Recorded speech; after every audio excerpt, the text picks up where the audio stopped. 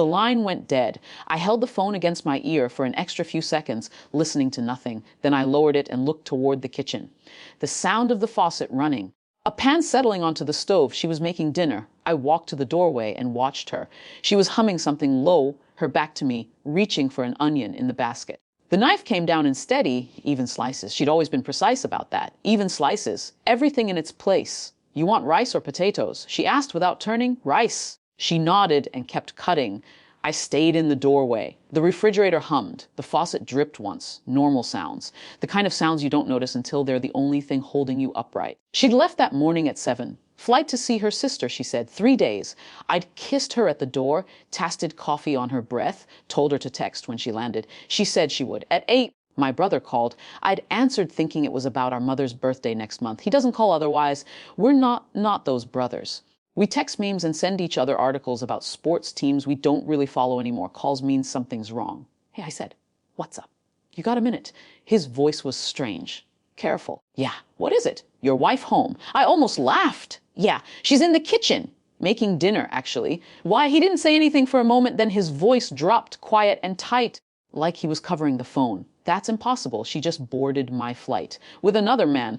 Well, I sat at the table and watched her cook. She moved the way she always did, efficient, unhurried. Occasionally tasting from a spoon and adding salt. She'd been a line cook in college. She never lost the habit of tasting as she went. Dinner was ready at 7. We ate at the small table by the window, like always. She asked about my day. I told her about a meeting that ran long, a client who kept changing his mind. She nodded in the right places. She always nodded in the right places. You okay? She asked. You seem quiet, just tired. She reached across and touched my hand. Eat. You'll feel better? I ate. She cleared the plates. I watched her at the sink, her back to me again, rinsing and stacking. The light caught the side of her face when she turned to reach for a towel. She smiled at me, a small, automatic smile. The kind you give someone you've lived with for years without thinking. Later, she sat on the couch and scrolled through her phone. I sat in the chair across from her, pretending to read. Every few minutes, she'd say something, a funny post, a thing her cousin texted, and I'd make a sound that meant I heard. At 10, she yawned and said she was going to bed. She leaned down and kissed my forehead. Don't stay up too late. I won't. She walked down the hall. The bedroom door closed. The light under it went off a few minutes later. I sat in the dark until after midnight. 2. My brother called again the next morning. I was in the backyard, coffee cold in my hand, watching a squirrel dig in the flower bed. You okay? He asked. No. I didn't know what to do. I almost came over. But I figured, I didn't know if you wanted me there. You did the right thing. Maybe it's nothing. Maybe she had to come back early and didn't tell you. Maybe the guy was. He stopped. Breathed.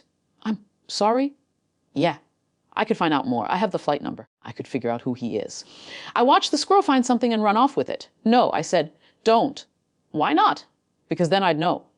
He didn't understand. I didn't either. Not really. But I knew I didn't want facts I couldn't unlearn. I had one fact already. That was enough. She came home that afternoon, bags in the hall, the smell of airport air still on her coat. She hugged me and said she missed me and asked if I'd eaten. Sandwich. I said, I'll make us something nice tonight. I'm tired of airplane food. She unpacked. Laundry in the basket. Toiletries back in the bathroom. Normal. Everything normal. At dinner, she talked about her sister, the new baby, the chaos, how exhausted everyone was. I nodded, asked questions. She answered. Later, in bed, she curled against me the way she always did, her hand on my chest, her breathing slowing. I stared at the ceiling and felt her fingers, warm and familiar, right where they'd been 1,000 nights before. In the morning, her phone buzzed on the nightstand. She was in the shower. I picked it up without thinking, a text from my brother's number. Hey, just checking in. How's your sister doing? I read it twice. Then I put the phone back exactly where it was. The shower stopped. The door opened. Steam rolled out into the bedroom. She came out wrapped in a towel, hair wet, skin pink from the heat. That my phone? She asked. Yeah, she picked it up, looked at it, typed something quick. Then she set it down and started getting dressed. Your brother's being sweet, she said. Checking on my sister. Yeah, I said. He's like that. She smiled at me in the mirror while she brushed her hair. I watched her reflection. She watched mine. Neither of us looked away.